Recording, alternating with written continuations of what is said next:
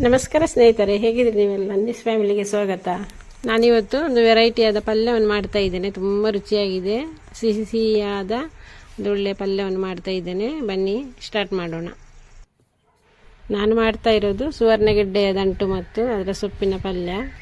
ಒಮ್ಮೆ ನೀವು ಇದನ್ನು ಮಾಡಿದರೆ ಖಂಡಿತವಾಗಿ ಎರಡನೇ ಸಲ ಮಾಡೇ ಮಾಡ್ತೀರಾ, ಅಷ್ಟೊಂದು ರುಚಿಯಾಗಿದೆ. ಬನ್ನಿ ಈ ಸುವರ್ಣಗೆಡ್ಡೆಯ ದಂಟನ್ನು ಕಟ್ ಮಾಡೋಣ. ಇಷ್ಟು ಈ ಹದಕ್ಕೆ ಇದ್ದರೆ ತುಂಬ ರುಚಿಯಾಗಿರ್ತದೆ. ಅಂದರೆ ಎಳತಾದ ಗಿಡದಿಂದ ಮಾಡುವುದು. ಇದೆರಡನೇ ಸಲ ನಾನು ಮಾಡ್ತಾ ಇರೋದು. ಒಂದು ಸಲ ಮಾಡಿದೆ, ತುಂಬ ರುಚಿಯಾಗಿರ್ತದೆ. ಸ್ವಲ್ಪ ಆಗೋದಷ್ಟೇ, ಹರಿವೆ ಸೊಪ್ಪಿನ ಪಲ್ಯದ ರೀತಿ ಆಗ್ತದೆ. ನಾನು ಕಳೆದ ಸಲ ಮೊನ್ನೆ ಮಾಡುವಾಗ ಒಂದೇ ಗಿಡದಿಂದ ಮಾಡಿದ್ದೆ, ಈ ಸಲ 2 ಗಿಡದಿಂದ ಮಾಡ್ತಾ ಇದ್ದೇನೆ. ಒಂದು ಸ್ವಲ್ಪ ದೊಡ್ಡದಾಗಿದೆ, ಒಂದು ಎಳತಾಗಿದೆ. ಎರಡರಲ್ಲಿ ಕೂಡ ಏನಾಗುವುದಿಲ್ಲ, ಒಳ್ಳೆ ರುಚಿಯಾಗಿದೆ ಪದಾರ್ಥ. ಜಾಸ್ತಿ ಸಮಯ ಏನು ಬೇಡ, 10 ನಿಮಿಷದಲ್ಲಿ ಈ ಪಲ್ಯ ರೆಡಿ ಆಗ್ತದೆ. ಅದಕ್ಕೆ ಬೇಕಾಗುವಂಥ 2-4 ಮೆಣಸನ್ನು, ಕಾಯಿ ಮೆಣಸನ್ನು ಕೊಯ್ದುಕೊಂಡು ಬರೋಣ. ಈಗ ಕಾಯಿ ಮೆಣಸು ಕಡಿಮೆ ಹಾಕಿಕೊಂಡು ಬಂದಿದೆ, ಮಳೆ ಕೂಡ ಬಂತಲ್ಲ, ಅದ ಕಾರಣ ಹಣ್ಣು ಹೋಗೋದೆಲ್ಲ ಹಣ್ಣಾಗಿ ಆಯಿತು. ಇನ್ನು ಸ್ವಲ್ಪ ಮಾತ್ರ ಗಿಡದಲ್ಲಿ ಉಳಿದಿದೆ. ವಾಪಸ್ ಈಗ ತುಂಬ ಹೂ ಬಿಟ್ಟಿದೆ ಎಲ್ಲ ಗಿಡಗಳಲ್ಲಿ. ಮಳೆ ಬಂದರೆ ಹೇಗಾಗ್ತದೆಲ್ಲ ಗೊತ್ತಿಲ್ಲ. ಒಂದು ಸ್ವಲ್ಪ ಇದಕ್ಕೆ ಇದು ಖಾರ ಇಲ್ಲ, ಅದ ಕಾರಣ ಒಂದು 4 ಮೆಣಸನ್ನು ಹಾಕ್ತಾ ಇದ್ದೇನೆ ಪಲ್ಯಕ್ಕೆ. ಕಸಿ ಅಂಬಟೆ ಗಿಡದಲ್ಲಿ ಅಂಬಟೆ ಆಗಿದೆ. ಇದು ಕಳೆದ ಸಲ ಅದರಲ್ಲಿ ಒಂದೇ ಒಂದು ಉಳಿದಿದೆ, ಅದನಿಗೆ ತೆಗೆದು ಟೇಸ್ಟ್ ಮಾಡಿ ನೋಡಬೇಕು. ಈಗ ಎರಡನೇ ಸಲ ಕೂಡ ಇದರಲ್ಲಿ ತುಂಬ ಆಗಿದೆ ಗೊಂಚಲಲ್ಲಿ. ಅನ್ನಿಸಿದ್ದು ತುಂಬ ಸಿಹಿ ಇದೆ ಅಂತೇಳಿ, ನೋಡುವಾಗ ತುಂಬ ಹುಳಿ ಇದೆ ಇದು ಅಂಬಟೆ. ಒಂದು 6 ತಿಂಗಳು ಆಗಲಿಲ್ಲ, ಅದರ ಮೊದಲೇ ಅಂಬಟೆ ಆಗಿ ಆಯಿತು, ತಿಂದಾಯಿತು. ನಿಮಗೆ ಈ ಸುವರ್ಣಗೆಡ್ಡೆ ಸೊಪ್ಪು ತುರಿಸಿದಂತೆ ಡೌಟ್ ಇದ್ದರೆ ಕೈಗೆ ಸ್ವಲ್ಪ ತೆಂಗಿನ ಎಣ್ಣೆಯನ್ನು ಹಚ್ಚಿದರೆ ಆಯಿತು, ಏನು ತುರಿಸುವುದಿಲ್ಲ.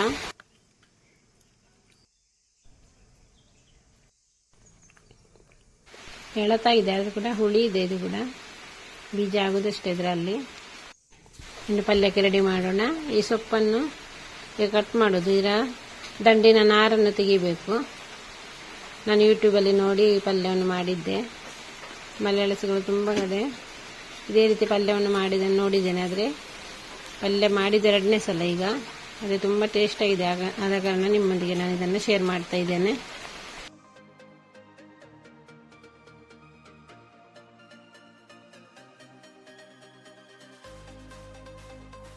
ಇವತ್ತಿಷ್ಟರವರೆಗೆ ಬಿಸಿಲಿತ್ತು, ಈಗ ಮಳೆ ಸ್ಟಾರ್ಟ್ ಆಯಿತು.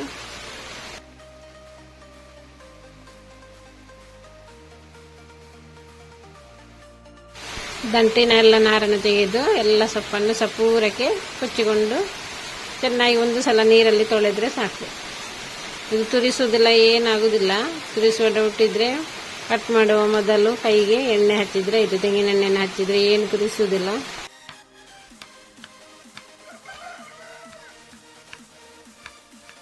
ದಂಟು ಹಾಗೂ ಸೊಪ್ಪನ್ನು ಸಪೂರಕ್ಕೆ ಕೊಚ್ಚಿಕೊಂಡು ಒಂದು ಸಲ ತೊಳೆದರೆ ಸಾಕು.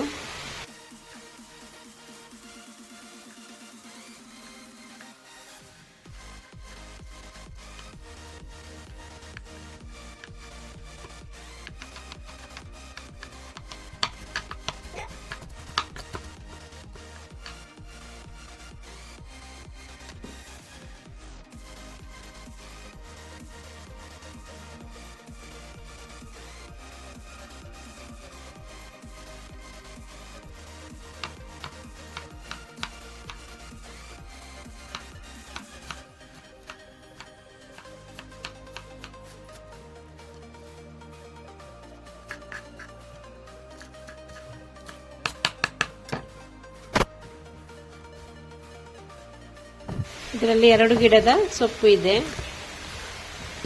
ದಂಟು ಹಾಗೂ ಸೊಪ್ಪು ಎರಡನ್ನು ನಾನು ಸೇರಿಸಿದ್ದೇನೆ. ದಂಟಿನ ನಾರನ್ನು ಈ ರೀತಿ ತೆಗೆದು ನಂತರ ಸಪೂರಕ್ಕೆ ಕೊಚ್ಚಿಕೊಂಡ್ರೆ ಆಯಿತು.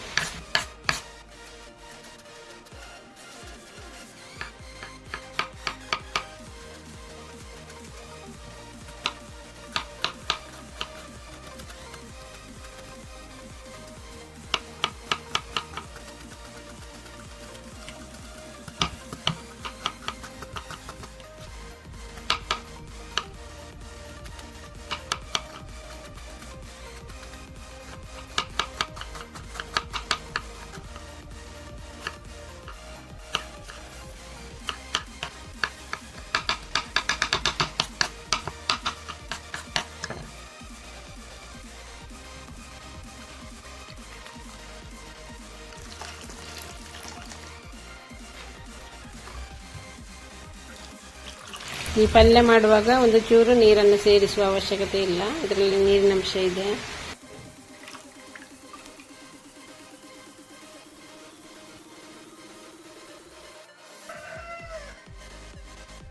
ಇದೆಲ್ಲ ಕಟ್ ಮಾಡಿ ಆಯಿತು. ಇದಕ್ಕೆ ನಾನು 3 ಮೆಣಸನ್ನು ಹಾಕ್ತಾ ಇದ್ದೇನೆ ಹಾಗೂ ಅರ್ಧ ಈರುಳ್ಳಿಯನ್ನು ಇದಕ್ಕೆ ಸೇರಿಸ್ತಾ ಇದ್ದೇನೆ. ಹಾಗೂ ಸ್ವಲ್ಪ ಜಜ್ಜಿದ ಬೆಳ್ಳುಳ್ಳಿ ತೆಂಗಿನ ತುರಿಯೊಂದಿಗೆ ಮಿಕ್ಸ್ ಮಾಡಿ ಇದಕ್ಕೆ ಸೇರಿಸಿದ್ರೆ ಆಯಿತು. ಮೊದಲಿಗೆ ಸ್ವಲ್ಪ ತೆಂಗಿನ ಎಣ್ಣೆಯಲ್ಲಿ ಅರ್ಧ ಈರುಳ್ಳಿಯನ್ನು ಫ್ರೈ ಮಾಡ್ತಾ ಇದ್ದೇನೆ. ಸ್ವಲ್ಪ ಬಾಡುವಾಗ ಅದಕ್ಕೆ ಈ 3 ಮೆಣಸಿನಕಾಯಿಯನ್ನು ಹಾಕಿ ಸ್ವಲ್ಪ ಬಾಡಿಸುವುದು. ಸ್ವಲ್ಪ ಗೋಲ್ಡನ್ ಬ್ರೌನ್ ಕಲರ್ ಬರುವಾಗ ಇದಕ್ಕೆ ಸೊಪ್ಪನ್ನು ಸೇರಿಸುವುದು.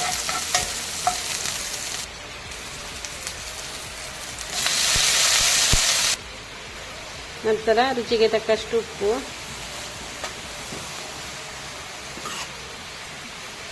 ಚೆನ್ನಾಗಿ ಮಿಕ್ಸ್ ಮಾಡಿ ಒಂದು 5 ನಿಮಿಷದಷ್ಟು ಹೊತ್ತು ಇದನ್ನು ಮುಚ್ಚಿ ಬೇಯಿಸುವುದು.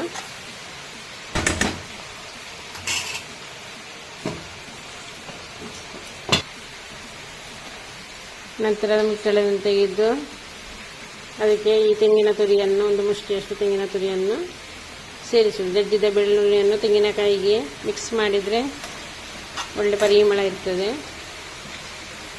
ಇಷ್ಟು ಮಾಡಿ ಒಂದು 2 ನಿಮಿಷದಷ್ಟು ಹೊತ್ತು ಮುಚ್ಚಿ ಬೇಯಿಸಿದರೆ ಈ ಸುವರ್ಣಗೆಡ್ಡೆ ಸೊಪ್ಪು ಹಾಗೂ ದಂಟಿನ ಪಲ್ಯ ತಿನ್ನಲು ರೆಡಿ.